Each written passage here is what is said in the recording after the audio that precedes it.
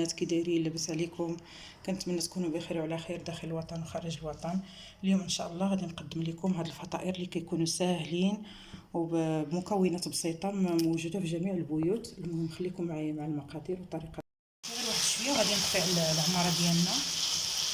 دابا كما قلت لكم هنا عندي الطحين فرص وفرينه وشويه ديال الزرع، وغادي ندير واحد المعلقه كبيره ديال الحليب بودره،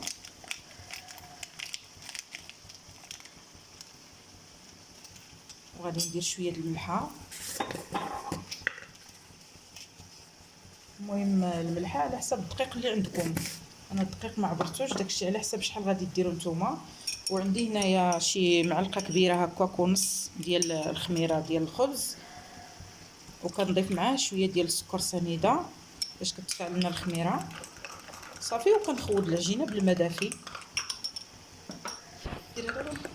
هانتوما بعد ما درت واحد المعلقه ديال السنيده صغيره كما كتشوفوا.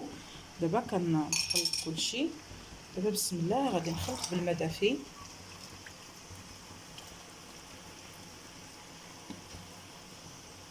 المهم انا غنجمع العجينه وغادي نوري لكم القوام ديالها كي كيجي. هما المشاهدين كنضيف حتى الرز اللي ما بغيتكمش، شويه ديال الرز صافي. كنخلط معاه هادشي مزيان وغادي نعمرو بها. المهم ها العماره اللي كنحتاج في هاد الخبيزات المعمرين اللي غادي نحتاج فيهم. عندي هنايا القرعه والكورجيت، عندي هنايا شويه صدر الدجاج اللي قطعته رقيق، عندي هنايا البصله مشلضه حتى هي رقيقه، وعندي الفلفله اللي قطعتها رقيقه وخيزو، ودرت نص كاس ديال زيت المائده وزيت الزيتون، وعندي هنا التوابل كما كتشوفوا التوابل صافي. المهم كنخلي هادشي حتى كيتشحر، نخليه يتشحر وغادي ندوز ندير العجينه باش غادي نعمر هاد الحشوه هادي.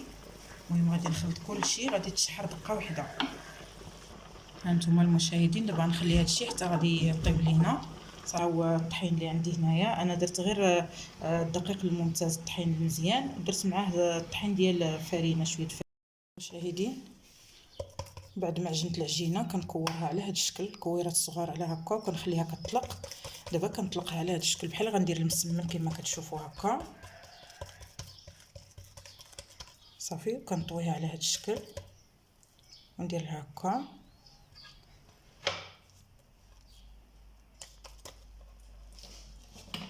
هانتوما كما كتشوفوا، غير بغيت نوري لكم الطريقه.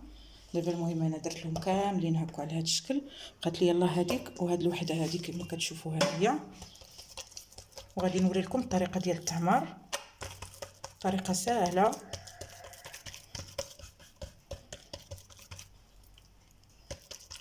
هانتوما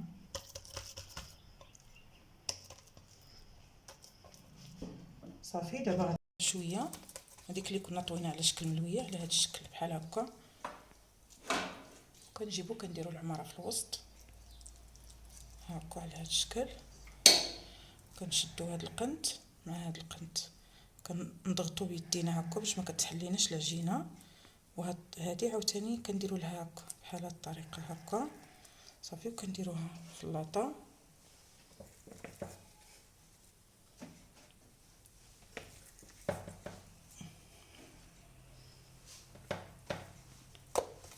هانتوما.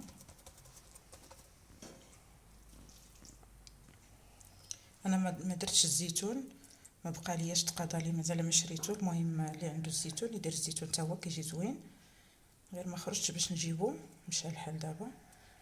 هانتوما على هذا الشكل هكا. وكنزين بواحد شويه ديال الزيتون الكحل، يمكن لكم تزينوا باش ما عندكم. المهم زيتون الكحل ولا اخضر ولا فلفله حمراء ولا خضراء، المهم اللي متوفر عندكم. انا دابا درت لهم هكا، وفاش غادي يخمروا غادي ندهنهم بالصفر البيض، غادي ندخلهم للفران ان شاء الله.